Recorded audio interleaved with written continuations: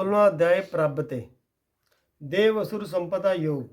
श्री कृष्ण बोले, हे भारत, निर्भय युद्ध, सतोगुनी होना, ज्ञान योग, निष्ठा, दान, इंद्रिय दमन, यज्ञ करना, तप, सरलता, अहिंसा, सत्य, क्रोध, त्याग, शांति, चुगली न करना, सब प्राणियों पर दया, तृष्णा से बचना, कोमल स्वभाव, लज्जा, चपलता का त्याग, तेज, क्षमा, धृति, पवित्रता, द्वेष रहित, अभिमान न करना, के सन्मुख जन्म धरने वालों को यह सब गुण मिलते हैं। हे पार्थ, दंभ, मान, क्रोध, कटु भाषण और ज्ञान, ये सब आसुरी संपत्ति के सन्मुख जन्म लेने वालों को प्राप्त होते हैं। हे पांडव, देवी संपत्ति मोक्ष और आसुरी संपत्ति बंधन का कारण होती है। तुम शोक ना करो, क्योंकि तुम उत्तम देवी संपत्ति के भोग के हेतु जन्मे हो।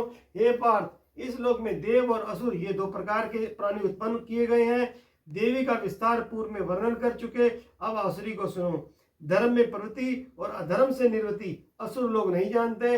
उसमें न शौच, पवित्रता, न आचार और न सत्य ही है।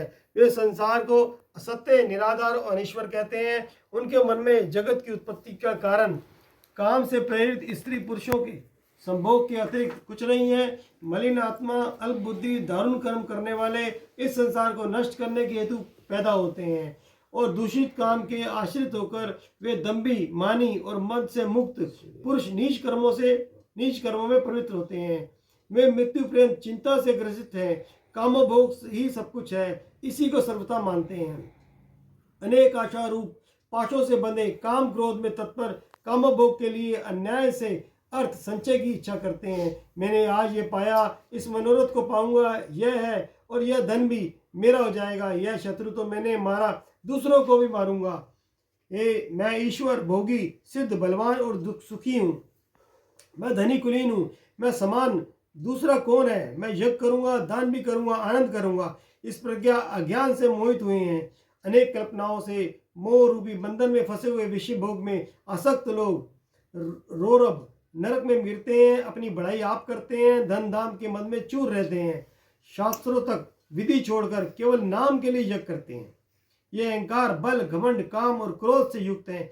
अपनी तथा औरों की देह में स्थित मुझ में द्वेष रखते हैं तथा मेरी निंदा करते हैं।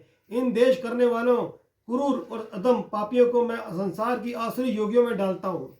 हे कौन्ते, जन्म जन्म में आसुरी योनि पाकर वे मूर्ख मुझको पाए बिना ही अंत में अधोगति को प्राप्त होते हैं। काम, क्रोध और लोभ ये तीनों नरक के द्वार हैं जो आत्मा का नाश करते हैं। इस कारण तीनों को त्यागना चाहिए। हे कौन्ते, उन तीन नरक द्वारों से छूटा हुआ मनुष्य अपने कल्याण को सुकृत सत्कर्म करता है, तब उत्तम गति को पाता है। जो शास्त्रों तक उद्यानों को छोड़ स्वेच्छानुसार कर्म करता है, वह सिद्धि को नहीं पाता, सुख को नहीं पाता और परमोगति को नहीं पाता। अतएव कार्य और अकार्य इनको जानने के लिए शास्त्र प्रमाण है। शास्त्रों तक विधान जानकर उसी के अनुसार कर्म करना चाहिए। 16वें अध्याय का महात्म्य प्रारंभ। श्री राम जय राम, जय जय राम। श्री राम जय राम, जय जय राम। 16वें अध्याय का महात्म्य प्रारंभ। श्री नारायण जी बोले, हे लक्ष्मी, सोरठ देश है जिसके राजा का नाम खड़ग बाबू था। बड़ा धर्मात्मा था। उसके हाथियों में एक हाथी बड़ा मस्त था, जिसकी धूम मची रही। महावतों को पास न आने देवे, जो महावत उस पर चढ़े उसको मार डाले। हाथी के पांव में जंजीर बांधी रहे, जिसके खेत से राजा ने और देश में महावत बुलाकर कहा, कोई ऐसा होए जो इस हाथी को पकड़े, मैं उसको बहुत धन दूंगा। ये लक्ष्मी, उस हाथी को किसी ने नहीं पकड़ा। एक दिन हाथी नगर में चला गया। सामने एक साधु चला आया। लोगों ने उस साधु से कहा, हे संत जी, ये हाथी आपको मार डालेगा। संत ने कहा, तुम देखो। श्री नारायण जी ने कैसी शक्ति है कि हाथी की क्या शक्ति है जो मुझको मारे, मेरे नजदीक नहीं आ सकता। साधु ने नेत्र प्रसार कर देखा, हाथी के सूंड के साथ साधु की चरण वंदना की और खड़ा रहा। तब साधु ने कहा, हे गजेंद्र, मैं तुझे जानता हूँ। पिछले जन्म में तू पापी था, मैं तेरा उद्धार करूंगा, चिंता मत कर। हाथी बारंबार चरण छूता, माथा नवाता था। लोगों ने देखकर राजा को खबर की।